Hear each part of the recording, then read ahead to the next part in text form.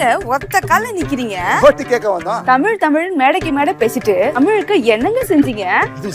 செயல தலைவரே, எங்க மோடி ஐயா திருக்குறளை 100 மொழியில மொழிபெயர்க்க சொல்லிருக்காரு. காசில தமிழ் சங்கம் நடத்தி இருக்கிறாரு. எந்த நாட்டுக்கு போனாலும் தமிழ் மொழியின் சிறப்பை பத்தி பேசுறாரு. தமிழ் மொழிக்கு ஆய்வு மையம் திறந்திருக்கிறாரு. சென்ட்ரல் கவர்மெண்ட் எக்ஸாம தமிழ் மொழியில கொண்டு வந்திருக்கிறாரு. நீங்க ஒத்த கால நின்னு கேட்டாலும் எங்க ஓட்டு மோடி ஐயாக்கு தான். அண்ணாமலையை வீழ்த்த நினைக்கிறார்கள். பல ஆண்டு காலமாகவே திமுகவும் அதிமுகவும் கூட்டணி வைக்குமா என்ற கேள்வி மக்கள் மத்தியில் இருந்தது.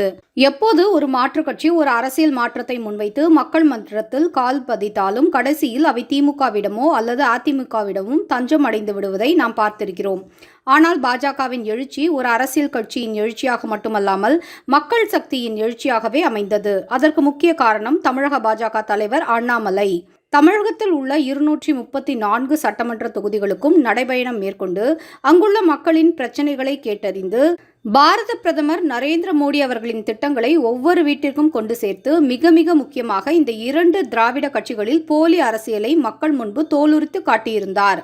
இது மக்கள் மன்றத்தில் மிகப்பெரிய தாக்கத்தை ஏற்படுத்தி திமுகவையும் அதிமுகவையும் ஆட்டம் காண வைத்தது.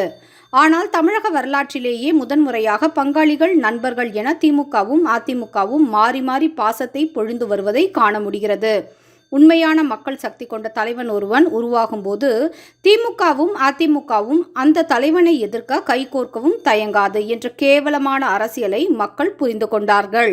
அதே சமயம் இப்போது ஒட்டுமொத்த அரசு இயந்திரமும் அண்ணாமலைக்கு எதிராக களம் இறக்கப்படுவதை நாம் காண முடிகிறது. உதாரணத்திற்கு அண்ணாமலை அவர்கள் பேச்சையே நாம் எடுத்துக்கொள்வோம். அமைச்சர் TRB ராஜா எதற்கு கோவை தொகுதியில் மும்முரமாக வேலை செய்கிறார்? அதற்கு அண்ணாமலையே பதிலும் கூறுகிறார். அதாவது 2026 பாஜக ஆட்சி அமைந்துவிட்டால் தமிழகத்தில் மதுவே இருக்காது என்ற நிலை ஏற்படும். அது மது ஆலைகளை நடத்தும் திமுக அமைச்சர்களுக்கு நேரடியான ஆபத்தாக முடியும். அதை தடுக்க வேண்டும் என்றால் 2026 ஆண்டு பாஜக ஆட்சி அமைவதற்கு மூல காரணமாக இருக்க போகும் அண்ணாமலை அவர்கள் கோயம்புத்தூரின் வெற்றியை தடுக்க வேண்டும் என்பதுதான் இவர்களது இலக்காக இருக்கிறது. இதுபோல 2 திராவிட கட்சிகளின் முக்கிய புள்ளிகளும் தனிப்பட்ட காரணங்கள் பல இருக்கிறது. இதனாலேயே அண்ணாமலையின் வெற்றியை எப்படியாவது தடுக்க வேண்டும் என்ற 2 திராவிட கட்சிகளும் கைகோர்த்து செயல்படுறாங்க. 1000 தான் இருந்தாலும் அண்ணாமலையை தேர்ந்தெடுக்க போகிறோம் என்று மக்களும் தெளிவாக இருக்காங்க. ஆனால் நம்முடைய கடமையாக மீண்டும் மக்களுக்கு ஒரு முறை கூறிக்கொள்ள விரும்புகிறோம். தனிப்பட்ட அரசியல் லாபங்களுக்காக மக்களை இத்தனை ஆண்டு காலமாக ஏமாற்றிக் கொண்டிருக்கும் திராவிட கட்சிகள் தேவையா, இல்லை மக்களின் எழுச்சி காரணமாக அந்த திராவிட கூட்டணி கட்சிகளை அலறவிட்டுக் கொண்டிருக்கும் எழுச்சி நாயகன் அண்ணாமலை தேவையா? முடிவு உங்கள் கையில்.